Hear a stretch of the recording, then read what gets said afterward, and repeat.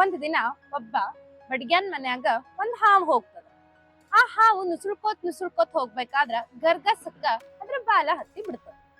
ಅದಕ್ಕ ಕಚ್ಚಾಗಿ ನೋವಾಗ್ತದ. ಹಾವಿಗ್ ಸಿಟ್ಟು ಬಂದ್ಬಿಡ್ತದ, ನನ್ ಬಾಲಕ್ ಯಾರು ಕಚ್ಚು ಮಾಡಿದ್ರು ಅಂತ ಹೇಳಿ ಪುನಃ ಹಿಂತಿರುಗಿ ಕಚ್ಲಿಕ್ ಹೋಗ್ತದ. ಆ ಗರ್ಗಸಕ್ಕ ಮತ್ತೆ ಕಚ್ತದ, ಅದ್ರ ಬಾಯಿಗ್ ನೋವಾಗ್ತದ. ನನ್ನನ್ನೇ ಯಾರೋ ಬಡಿಲಿಕತ್ತಾರ, ನನಗೆ ಯಾರೋ ನೋವು ಕೊಡ್ಲಿಕತ್ತಾರ ಅಂತ ಸಿಟ್ಟಿನ ಭರದ ಒಳಗ ಹಾವೇನ್ ಮಾಡ್ತದ, ಆ ಗರ್ಗಸಕ್ಕ ಬಿಗಿಯಾಗಿ ಸುತ್ಕೊಳಿಕ್ ಚಾಲು ಮಾಡ್ತದ. ಅದು ಎಷ್ಟು ಬಿಗಿಯಾಗಿ ಸುತ್ಕೊಳಿಕ್ ಚಾಲು ಮಾಡ್ತದೋ ಅಷ್ಟು ಜೋರಾಗಿ ಗರಗಸದ ಹಲ್ಲುಗಳದು ಚುಚ್ಲಿಕ್ ಚಾಲು ಆಗ್ತದ.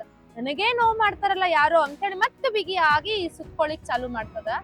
ಆ ಸಿಟ್ಟಿನ ಭರದ ಒಳಗ ಹಾವು ಬಿಗಿಯಾಗಿ ಸುತ್ತಿ ಸುತ್ತಿ ಬಹಳಷ್ಟು ಮೈ ತುಂಬ ಕಚ್ಚಾಗಿ ರಕ್ತಸ್ರಾವ ಆಗಿ ಸತ್ತೋಗ್ಬಿಡ್ತದ. ಇದ್ರ ಕಥೆ ಅರ್ಥ ಏನು? ಮನುಷ್ಯ ಸಿಟ್ಟಿನ ಭರದ ಒಳಗ ಏನ್ ಮಾಡ್ತಾನ ಗುರ್ತೇ ಆಗುದಿಲ್ಲ. ಹಂಗಾಗಿ ಈ ಕಥೆಯೊಳಗ ಏನಾಗ್ತದ, ಸಿಟ್ಟಿನ ಭರದೊಳಗ ಹಾವು ಗರ್ಗಸಕ್ ಸುತ್ಕೋತದ, ಸುತ್ಕೊಂಡ್ ತಾನೇ ಸತ್ ಹೋಗ್ಬಿಡ್ತದ, ಅದ್ರ ಗರ್ಗಸಕ್ಕೇನೂ ಆಗ್ಲಿಲ್ಲ.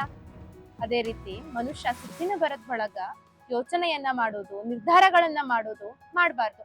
ಮಾಡಿದ್ರ ಯಾರಿಗ್ ನೋವಾಗ್ತದ? ಸಿಟ್ಟಿನೊಳಗಿರೋರ್ ನಮ್ಗೆ ನೋವಾಗ್ತದ. ಹಂಗಾಗಿ ಕೆಲವೊಂದು ಸರಿ ಶಾಂತ ರೀತಿಯಿಂದ ಸಂಯಮದಿಂದ ವಿಚಾರ ಮಾಡ್ಬೇಕಾಗ್ತದ. ಪ್ರಸಂಗವನ್ನ, ಪರಿಸ್ಥಿತಿಯನ್ನ ನಾವು ಅರ್ಥ ಮಾಡ್ಕೋಬೇಕಾಗ್ತದ. ಎಲ್ಲರೂ ಶಾಂತ ರೀತಿಯಾಗಿ ಪರಿಸ್ಥಿತಿಯನ್ನ ಅರ್ಥ ಮಾಡ್ಕೊಂಡು ನಿರ್ಧಾರವನ್ನ ಮಾಡ್ಬೇಕು. ಹೆಂಗಂತೀರಿ? ನಮಸ್ಕಾರ.